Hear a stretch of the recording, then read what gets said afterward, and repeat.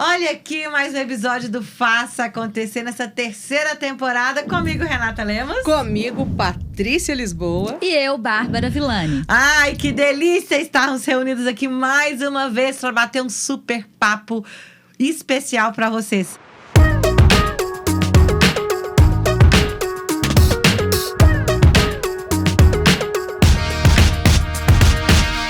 E hoje o assunto que a gente trouxe, que a gente vem comentando muito, é sobre essa questão do assédio moral, né? O quanto que isso tem sido frequente, evidente. Eu tenho recebido muitas pessoas com essas queixas, né? Vivido isso de uma certa forma.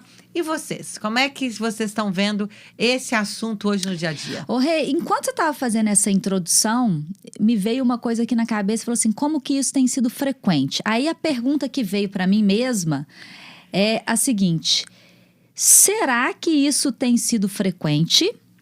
Será que isso sempre aconteceu? Mas não era colocado pra fora, né, fora, gente? E agora as pessoas estão falando assim, não, peraí. Estão dando nome pro que é de fato, e antes não dava. Isso eu não tenho dúvida. Eu Tá, também gente? não. Eu não tenho dúvida. Então, assim, eu acho que hoje as pessoas têm mais acesso, ajuda. Eu, como psicanalista, atendendo executivos e executivas, toda semana chega um caso de assédio que eu falo Olha assim, aí. meu Deus, mas isso é assédio. E às vezes a pessoa nem não se dá sabe. conta. Ela não se dá conta. E aí você vê aquela pessoa definhando, a autoconfiança reduzindo, ela se sentindo insegura, ela entregando menos, ela se sentindo acuada, e ela às vezes não se dá conta que isso é fruto do assédio. E até refletindo na sua saúde mesmo, né, gente? Sem dúvida. Saúde física, mental, Sem psíquica, dúvida. né? Completa. Gente, uma coisa que eu tenho estudado muito, né, é a questão da segurança psicológica. E a gente entender o que é segurança psicológica e o que não é segurança psicológica. Segurança psicológica não é você ser legal, não é ter bons relacionamentos, não é na sua empresa ter piscina de bolinha e um freezer com cerveja. O que é segurança psicológica? É eu saber que eu posso me expressar, que eu posso ser eu mesmo e, inclusive, eu posso errar, que eu não vou ser julgado nem rotulado por isso. E quando não existe um ambiente de segurança psicológica, o que acontece? Terreno fértil para o assédio. Aí as pessoas são o tempo inteiro criticadas, julgadas, ironizadas e ainda muitas vezes, com uma roupagem de eu tô brincando. Ah, eu estou brincando com vocês. Isso é só uma brincadeira. Isso a gente vê muito, né? Ô, Paty, eu acho importante falar uma coisa que é o seguinte.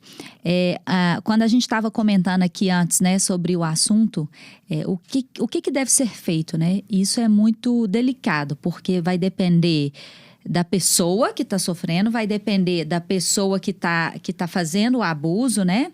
E da empresa. Por quê?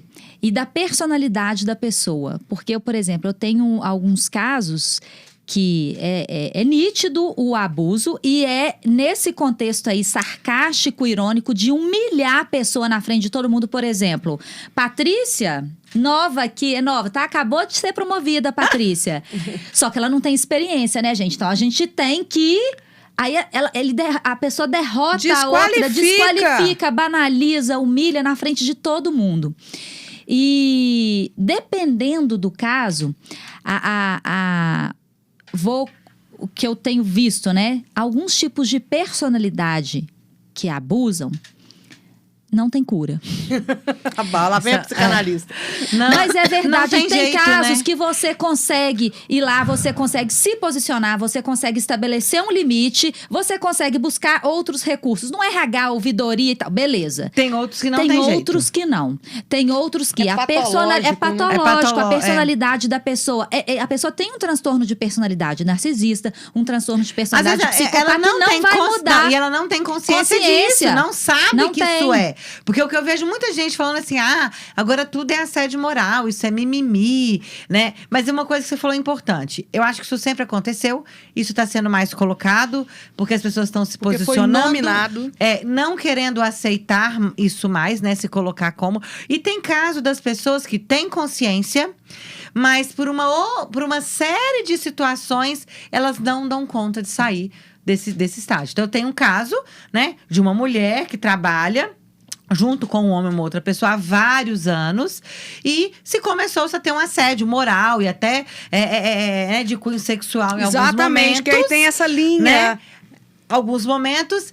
E mesmo ela tendo consciência disso fazendo mal para ela, fazendo mal para a saúde dela, ela tá em tratamento, enfim, ela não consegue sair porque tem outras questões envolvidas. Então tem a questão do trabalho, tem a questão do dinheiro, tem a questão do que as pessoas vão pensar, tem a questão o que a família dele vai saber. Então tem uma série de coisas ali que é muito importante a gente falar e que a pessoa tem que ter consciência disso e eu acho que tomar a responsabilidade para ela. Eu já escutei de uma cliente minha o seguinte, eu não vou, é uma empresa grande, tá?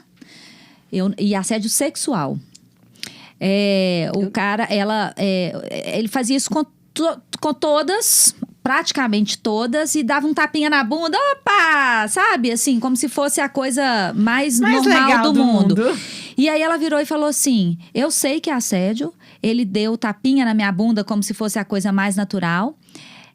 Eu fui no RH, o RH não fez nada e eu ainda corri o risco de ser demitida lá na frente por baixa performance. Porque a gente vê isso. Não, exatamente. Rótulo, você fica rotulada, fica ainda marcada. Fica com rótulo. Então, essa insegurança, ela estava procurando, essa insegurança que gera na mulher, seja por esse caso que eu falei, seja por esse caso que a Bárbara falou, faz com que a mulher, muitas vezes, ela não consiga tomar uma ação efetiva. E aí é que vem, assim, o cerne da questão. Gente, quando nós estamos ali dentro do contexto, né, quando a gente está enredado naquilo ali, a nossa visão é uma visão muito restrita. A gente não consegue enxergar de fora. E muitas vezes a gente acredita, né, uma pessoa que está sendo assediada, por mais que ela custe a perceber, como a Bárbara falou, mas ela percebe, ela fica falando assim, eu não tenho caminho, eu não tenho solução, eu não tenho o que fazer, eu não tenho para onde ir.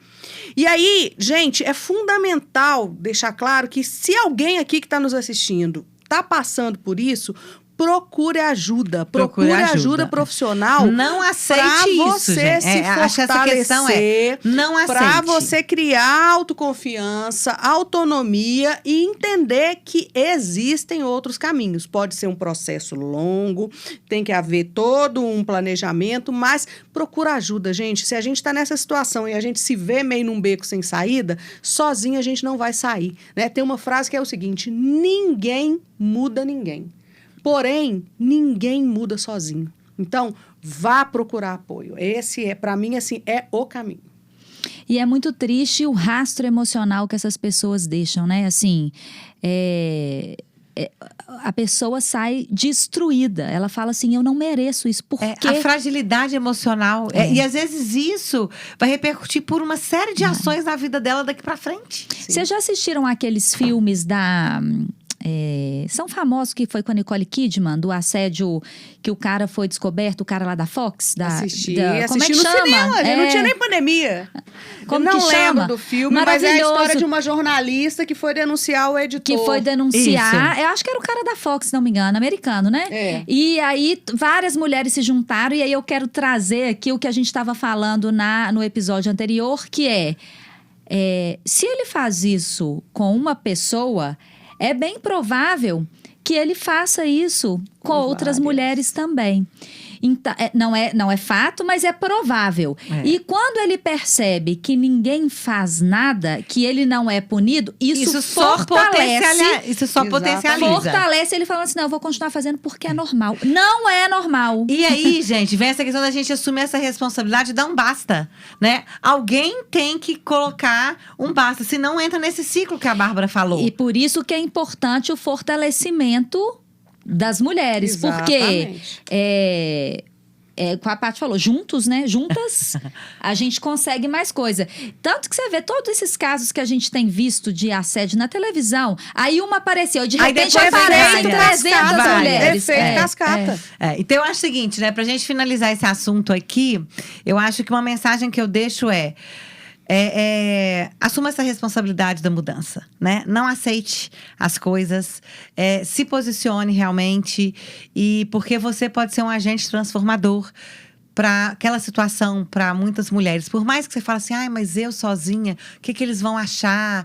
Isso não vai dar em nada, isso pode me prejudicar.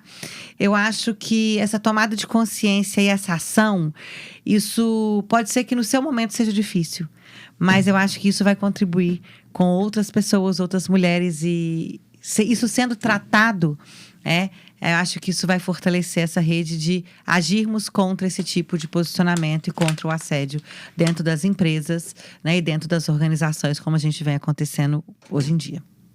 Isso aí. Complementando aqui, e essa mensagem final, né, da Renata, que está muito bem colocada, observe se o que está acontecendo com você é assédio. Entenda, né? Não normalize o maltrato, não normalize a ignorância, não normalize a ironia. E aí sim, entenda isso e busque recursos para que você seja esse agente de mudança. Ô, Paty, essa sua fala me lembrou aquele outro episódio que a gente teve sobre abuso psicológico, que a pessoa, é muito mais fácil a pessoa enxergar o abuso quando ele é físico, né? Quando ele é olha, um soco na cara e tal. Um empurrão. Quando ele é um grito. Quando ele é um grito e tal. Agora, quando é essa questão da humilhação, sutil, da banalização, né? Sutil, é mais difícil. Então, o que eu falo com as pessoas que eu atendo, que não são poucas que sofrem isso, é o seguinte. Ela fala, mas o que eu vou fazer com isso agora? Hoje, você deu nome. Hoje, você entendeu que isso que você sofre é assédio, que isso é um abuso psicológico.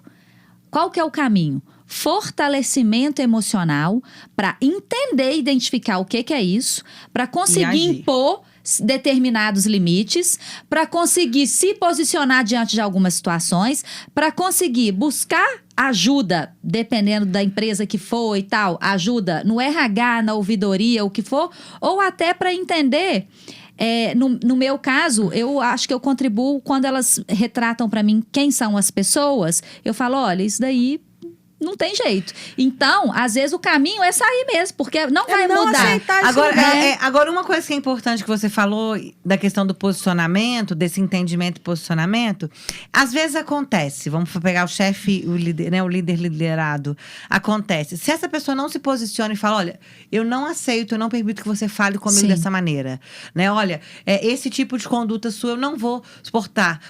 Isso também ajuda, porque às vezes a pessoa não fala, fica só sofrendo ali por baixo, coloca. Então, esse posicionamento eu acho que é um ponto importante, né? Então, se coloque para as pessoas, sim, fale o que está te incomodando, fale que isso não é aceitável, dê voz para aquilo que você está sentindo. Sim. Eu acho que esse é um movimento muito importante também. Isso aí.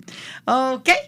Bom, gente, adorei falar sobre esse assunto. Eu acho que esse assunto é um assunto que sempre vem acontecendo aí no dia a dia. E sempre a gente tem alguém que conhece alguém que está sofrendo, né? Então, se você conhece alguém que está passando por isso, né, que tem que ouvir sobre essa mensagem, compartilhe lá, deixe os seus comentários, fala com a gente e a gente vai estar muito feliz em poder contribuir para todo esse movimento. Isso aí. Até o próximo, pessoal. Até o próximo. Ok.